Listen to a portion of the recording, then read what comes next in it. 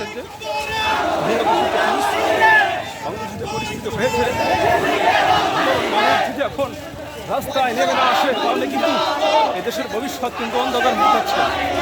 আমরা যে সমস্ত ছাত্রদের সাথে অভিভাবক যারা আছে, শিক্ষক, আইনজীবী, সকল স্তরের মানুষদেরকে কিন্তু রাস্তায় নিয়ে আসতে হবে। আমাদের এই ছাত্রদের আন্দোলন জিতে যায় তাহলে কিন্তু বাংলাদেশের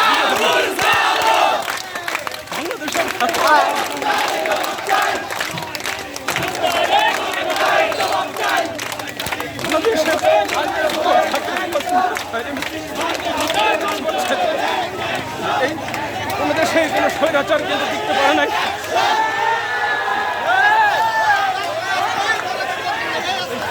বাংলাদেশ আরেকটা স্বাধীন হওয়া দরকার, বাংলাদেশ আরেকটা স্বাধীন হওয়া দরকার। ছাত্র বাইরে শহীদ হয়েছে, সারা বাংলাদেশে আপনারা যারা বাসায় আছেন আপনারা মাঠে চলে আসুন, ছাত্রদের সাথে এই দেশটা আমাদের, এই দেশটা সকলের।